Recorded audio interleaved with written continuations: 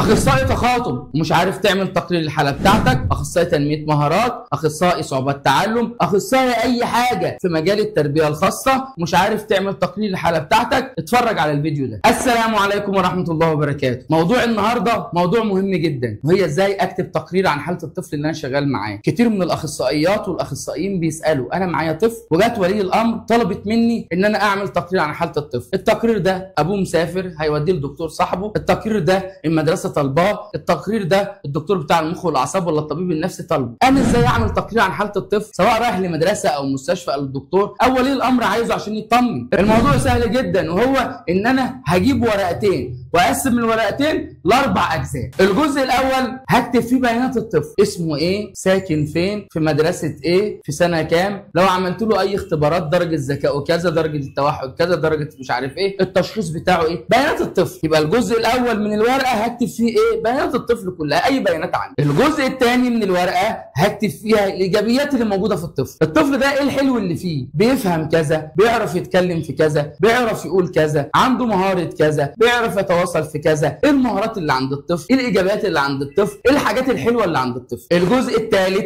وده هيبقى الجزء الاول من الورقه الثانيه هكتب فيه السلبيات بتاعه الطفل. الطفل ده وحش في ايه، الطفل ده عنده مشاكل في مخارج الحروف، الطفل ده ما بيعرفش يستخدم الورقه والقلم، الطفل ده بيتلخبط في كذا، الطفل ده ما بيفهمش كذا، الطفل ده ما بيعرفش في كذا، الطفل ده مش قادر يعمل كذا. السلبيات، انت شايف الطفل وحش في ايه. اخر حاجه الجزء الرابع من الورقتين هيبقى ايه، التوصيات. انت شايف الطفل ده محتاج ايه، الطفل محتاج جلسات تخاطب عشان متاخر في كذا كذا كذا، الطفل محتاج تنميه مهارات، جلسات تنميه مهارات عشان انمي كذا كذا كذا كذا، الطفل محتاج يعرض على طبيب نفسي او طبيب مخ واعصاب يوصف ليه علاج لكذا كذا كذا، الطفل محتاج يلعب رياضه عشان انمي كذا، الطفل محتاج يحفظ قران عشان اعمل له كذا، الطفل محتاج جلسات تاسيس عشان كذا كذا كذا. يبقى التقرير يتكون من 4 اجزاء في ورقتين بس. الجزء الاول بيانات الطفل، الجزء الثاني ايجابيات الطفل، الجزء الثالث سلبيات الطفل، الجزء الرابع التوصيات. كده يبقى انت قدرت تعمل لاي طفل تقرير من غير ما اي حد ينتقدك، من غير ما اي حد يتريق عليه. والسلام عليكم ورحمه الله وبركاته.